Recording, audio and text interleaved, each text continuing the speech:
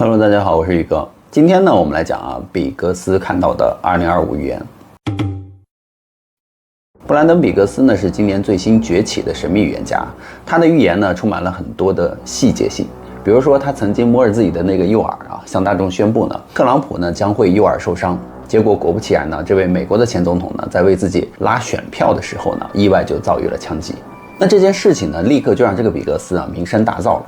那今年的4月份呢，美国曾经发生过一次日全食，比格斯呢对于这次日全食的表现呢显得非常的激动。比格斯就说呢，那一次日全食预示着美国将会迎来一场史无前例的大地震，而地震过后呢，则会伴随着新一轮的瘟疫。那美国呢就像大海中迷航的一艘巨轮，在风雨摇摆之中呢，他也不知道它将驶向何处。他说这就要看这新一届的总统的能力了。所以用比格斯的话说呢，当选总统并不意味着成功，能够带领衰落的美国重新走向巅峰呢，才是真正的成功。比格斯就说想要度过灾难呢，重新迎来光明领导者唯一的办法就是修正自己的内心，因为神呢正在等待着一颗谦卑的心。事实上，比格斯不但预言了关于川普的事件他还预言了地震、瘟疫、金融危机等一系列未来的大事件。今天呢，我们就来讲比格斯预言。那比格斯呢，非常的神秘网上呢关于他的资料非常少，我们甚至都不知道这个布兰登·比格斯是不是他的真名。根据他的自我介绍呢，他本来就是一个普通人，过着平淡无奇的生活。但是在2014年的7月6日那天晚上呢，他说神奇的事件就发生了。他说他就像这个平常一样睡着了，忽然之间就感觉到耶稣来到他的身边，而在睡梦中的他呢，也就离开了自己的身体恍恍惚惚呢就跟着耶稣来到了一个空间。他说那里的天空呢是活动的，就好像是在蠕动一样，天空中布满了闪电，城市呢都处于火海之中，人们陷入了恐慌。神呢当时就牵着他的手在这个场景中来回的穿梭，他就看到了这一些画面。还有就是他说他看到了中东的一位领导人呢，在柏林的会议上呢，向世界的领袖们商讨着如何解决世界动乱这一些问题。然后他还看到了很多穿着白袍的人呢，在一个大屏幕前呢跪拜，地上的人们呢都失去了秩序，当时，而他们呢就在恐惧之中尖叫着。所以这个比格斯就说呢，这些东西都太不可思议了，到处都是火光，你可以闻到烟雾的味道，战争的味道，而且当时呢有人在偷窃，有人在抢劫，世界的一切呢都陷入了混乱之中。那很快呢，他说这个耶稣就带他来到了另外一个场景，他们就来到了天堂的边缘，那里呢有一个巨大的金色的墙，像是海啸掀起的那种巨浪一样。那耶稣当时就对他说说这个金色的波浪呢会倾泻到地球上，那波浪的背后呢是一些天使，这些天使呢非常的强壮，他们都穿着盔甲，战车背后有金色的火焰，那每一辆战车上呢都有一个盒子。耶稣就说呢，那是末日的礼物了。他说这些东西以前从未在地球上出现过的地球上任何人也都未曾见过这些礼物，会有奇迹被创造出来，比耶稣所做的事情更伟大的事情会出现的，一场伟大的复兴呢会降临到那些人在睡觉的人的身上。从那晚之后呢，这个比格斯就经常看到一些异象，有的时候呢是在梦中，有的时候呢是在恍惚之中看到的。那陆陆续续呢，他就把他所有看到的场景就慢慢分享了出来。那比格斯就说呢，金融危机呢将会在今年到2025年之间的某一个时间点爆发的，美国的金融体系呢将会发生巨大的变化，那财富呢也将会发生大的转移，就是原先很穷的人可能会变得很富有，那很富有的人呢会变得很穷。接下来呢，这个金融体系呢将会彻底的崩溃，新的系统呢将取而代之。具体来说呢，就是美元将会失去世界基准货币的地位，可能一夜之间呢，美元将贬值到现在的1/3。那一夜之间这个事情究竟什么时候会发生呢？他说他没有看到，但是他强烈的感觉到呢，需要注意的时间日期是10月24日，因为1929年的大萧条就是发生在10月24日。那1929年的10月24日，当时是纽约的股市大幅下跌，标志着大萧条的开始。这个大萧条一直持续到了1930年，它对世界的经济造成了巨大的冲击。他就觉得这个事情呢，跟当年的大萧条是一模一样的，甚至呢还更严重。当然了，他也讲了是怎么来规避这个事情。那作为对策呢，他就提醒人们要关注贵金属市场。当初印度神童阿南德呢也说要买黄金，他也说呢来买贵金属，黄金也可以，白银也行。他说不过不用担心旧的金融体系会崩溃，因为新的健全的体系会随之诞生嘛。但是这个转变呢，将会引发巨大的社会混乱，因为随着新的企业的诞生呢，财富将会发生再次的分配，这就是很多人想要看到的呀，也是一部分人不想看到的。但是这是无法避免的。他说他在摇市中就清楚地看到了一群穿着昂贵衣服的有钱人呢，居然在排队领取食物了。他也看到了大部分人呢回归到了自然的生活之中，因为我们的生活节奏呢，在那个情况下就变慢了，生活呢也开始变得更加幸福。比格斯一直就说他说我只是个信使是来传递这些来自神的信息的嘛，我不是来这里做什么神学上的辩论，也不是为了试图说服任何人。他说我只是告诉你到底会发生什么，又是如何发生的而已。那至于信不信呢，就由你自己了。比格斯还说，在今年的3月呢，他作为嘉宾就出现在了牧师史蒂夫·乔克兰蒂的这个访谈当中。但有意思的是呢，那天他们谈论的主题其实是4月8号的这个日全食。比格斯就是在这个讨论日全食的时候呢，顺便讲起了川普。没有想到呢，他是无心插柳柳成荫嘛。那短短的几十秒的谈话内容呢，在4个月以后呢，让他爆红了网络，也让许多人呢被如此精准的预言给惊讶到了。其实那天他们在视频中谈论到的日食呢，也是个非常有意思的话题。因为今年的日食呢，有个很特别的地方。首先呢，从时间点上来讲呢，上次横跨美国的日食呢，是发生在2017年，到今年呢刚好7年。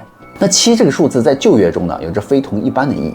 神创造世界用了7天的时间，而在末日降临的时候呢，神又会用7年的时间呢，降下7大灾难。所以这个世界的开始和结束都跟7这个数字有着千丝万缕的关系。那再一个呢，就是日食发生的那天呢，也就是4月8日刚好是夹在3月31日复活节和4月23日犹太逾越节的中间。那复活节呢，是庆祝耶稣死后的第3天复活嘛。那逾越节呢，庆祝的是犹太人从埃及的奴役中被解救出来。这2个节日呢，都有劫后重生的意义在里面。而这些呢，也跟这个比格斯经常挂在嘴边的复兴2个字不谋而合。那么从地理上来讲呢，这次日食呢，也是穿过了美国和加拿大所有叫做尼尼微的城市，一共有11个。而尼尼微呢，也是旧约中的一座非常著名的城市。关于尼尼微有2个非常著名的预言更是发人深省吧。他们呢，就为人类留下了深刻的教训。那我们就来分析一下这2个预言。那尼尼微呢，当时是古老亚述帝国的首都在公元前8世纪和公元前7世纪呢，最为繁荣。那旧约中的尼尼微呢，是座巨大的城邦，当时呢要走3天才走得完。而尼尼微的建造者宁禄呢，有可能就是当时的反叛神，他就是建造巴别塔的发起人之一了。当时的他呢，骁勇好斗呢，性侵强暴。大洪水之后呢，自封为王，就成为了人类历史上第一个统治者。所以这座城呢，可以说是从一开始呢，就是带着反叛基因的嘛。那随着帝国的日益强大呢，尼尼微城中的居民呢，也滋生出了傲慢的心，人们呢就变得无法无天了。开始各种神不允许的事情呢，都相继的开始出现了。于是神就打算毁灭这座城市。不过在毁灭之前呢，出于怜悯呢，他就先派了先知约拿呢前去警告他们。那约拿呢去到城里就说再等40日呢，尼尼微必将毁灭。没有想到呢，全城尼尼微的人居然都相信了，男女老幼呢都开始主动穿上麻衣禁食祷告了。就连这个亚述王呢也走下了宝座脱下了朝服，披上了麻布坐在灰尘之中通告全城说是不但人不能吃东西，就连畜生牛羊呢都不能吃草，也不允许喝水，就连畜生呢都必须得披上麻布。在诏书中他就说呢，个人回头离开所行的恶道，丢弃手中的强暴，或者神转意后悔，不发烈怒呢，使我们不致灭亡，也未可知。当时这个书里是这么记载的嘛。于是神呢看到了他们都远离了恶行就没有把这个灾难降祸给他们。尼尼微呢全城居然保住了。尼尼微全城人民的悔改呢是旧约中最大的神迹之一了。但是许多人当时都不相信，说哪有那么容易就凭你一句话就能让一座城都改过自新了吗？不过也有学者说呢，这也不是没有可能，因为就连畜生也要禁食和披麻衣呢。这个奇特的风格在亚述王国的这个历史中只有发生重大灾难，比如说饥荒、瘟疫、地震和日食的时候他们才会这么做。所以从这里可以推断呢，在拿约去尼尼微之前呢，尼尼微城呢可能已经经历了一系列的灾祸了。事实呢也有可能正是如此呢。学者们考证就说拿约出使尼尼微的期间呢，应该是亚述单3世的统治时期。在他统治下的亚述呢，公元前是765年正好发生了瘟疫。那公元前763年呢，突发了战乱。那叛乱呢，一直持续到了公元前的779年，也就是在同一年呢，瘟疫呢又再次发生了。所以在公元前的763年的6月呢，尼尼微城上空还发生过一次日食，而日食呢，在几乎所有的古老的文化中呢，都是灾祸的预兆。所以大家呢，可能心里都害怕了，才开始呢敬畏神，然后呢，被拿约一句话呢就给劝回了嘛。但是呢，好景不长呀，好了伤疤忘了痛嘛。时间一长呢，大家就又回到了从前的那种习惯和日子了。于是神呢，再次派了人呢来警告他们。这一次呢，是先知那鸿。那鸿并没有来尼尼微城啊，而是写下了一个100年之后尼尼微城将被摧毁的预言。这就是旧约中的那鸿书了。那在预言中就说啊，敌人的战车在街道上狂奔，在广场上横冲直撞，城里无尽的财富和数不清的宝物呢将被洗劫一空。人们当时呢胆战心惊，双膝哆嗦，浑身发抖，面色苍白啊。但那鸿写下的这些预言的时候呢，亚述王国呢当时正如日中天嘛，根本就没人相信啊这个伟大的王国会被征服的。所以这个预言呢大家都没有听进去。那130年之后呢，预言果然应验了，亚述被灭国，而尼尼微城呢被废弃，从此以后呢被荒草掩埋。直到19世纪的中叶呢，遗址呢才被人发现，大家才知道啊，旧约中的尼尼微城啊原来真实的存在。那尼尼微的故事呢也从此啊广为流传。那么这一次的日食再次出现，掠过了北美所有的尼尼微城呢，神又是想要告诫我们什么事情呢？比格斯警告就说呢，瘟疫、地震和金融危机啊会依次到来。预言中的3大危机呢，他最先看到的居然是金融危机。他说川普啊会当选，但是川普当选之后啊会发生一场巨大的金融危机，比1930年的经济大萧条呢还要严重的金融危机啊就会到来。届时呢，房地产市场泡沫破裂，股市崩盘，美元崩盘，一切呢都会发生的那么快。当时的人们啊都吓坏了。他说他就看到了这个川普在椭圆形的这个办公桌里面抱头流泪，向神祈祷，而旁边的官员们都围绕在他的身边。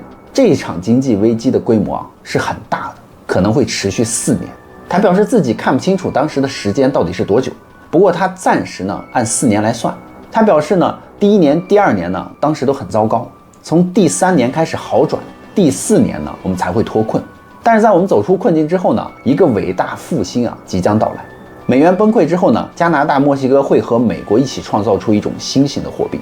这就像把一艘破船撞碎了，船虽然没法复原嘛，但用神的智慧呢，把船的碎片组装成了一艘新的飞船。在这个创造的过程中呢，将会有大量的财富啊从恶人那里转移到正义之士的手中。之后呢，美国不会像以前那样伟大，但它会再次飞翔。但是在飞翔之前呢，美国怕是要经历一场巨大的地震，也就是第2波灾难。比格斯说呢，黄石国家公园的火山将会猛烈的喷发，会引发一场大地震。具体的地点呢，就是在美国的西海岸俄勒冈州的波特兰市和海洋之间的一个区域了。那地震之后呢，陆地裂开，海水倒灌进内陆，危及了西雅图和北边的加拿大卑诗省。那西雅图的地标太空针塔呢将被摧毁，而遥远的阿拉斯加呢也将被波及，他们也发生了大规模的火灾。在太平洋那边呢，地震引起了巨大的海啸，袭击了夏威夷和日本。那日本呢，届时被彻底摧毁了。海浪呢，像一堵巨大的水墙呢，进入了东京。所有的亚洲的海岸线呢，将被波及。那我们之前呢，也讲过很多个预言家在不同的时间呢，都预测和预言到了黄石火山会喷发以及日本的大海啸嘛。那是不是一个巧合呢？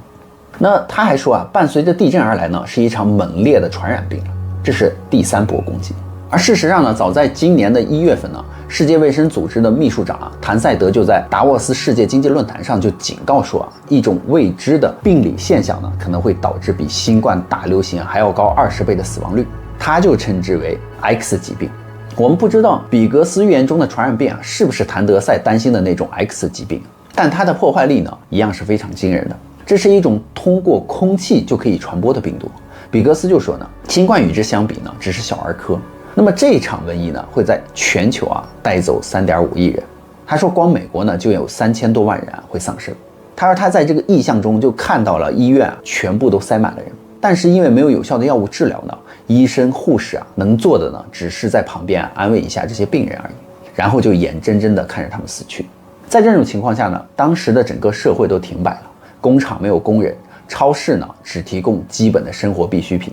金融结构完全崩溃，纽约呢变得异常的安静，华尔街的街道上都长了草了，纸币呢届时被完全淘汰，因为大家都害怕纸币上有病毒，当时，所以城里人呢想方设法的都逃到了乡下去了。当时的人们都缺乏食物嘛，于是呢大家就开始在自己的院子里种植蔬菜。但是在这场瘟疫中呢，也有人获得了超自然的保护，安全的活了下来。比格斯就说呢，在灵界他们看到的这些人都穿着白色的袍子，他们的身上散发着光芒，那1到3尺左右的光芒就笼罩着他们，这些光芒呢就会消除那些病毒，所以病毒无法靠近他们身边，所以这些人得以存活。那我们怎么才能够成为这些被保护的人呢？那比格斯就说天不会塌下来，躲避灾难呢也不是没有办法。人们会说呢，这些灾难是来自于神的审判，但是神告诉他说呢，这只是一个修正而已。在整个社会导向都在引导人们偏离神的情况下呢，他说我们必须从根源上来解决问题。那唯一的方法呢，就是修正自己嘛，修正你的内心。那神呢，正在等待的就是一颗谦卑的心。人们需要从本质上来改变自己呢，才能够获得神的庇护。那有了神的庇护呢，灾难呢自然会远离嘛。但是如果等到灾难来了才会想到改变自己的话呢，或许就已经为时已晚了呢。大家认为呢？那么好了，故事呢，宇哥也就讲完了。别忘了关注订阅宇哥的频道，看后续更多精彩内容哦。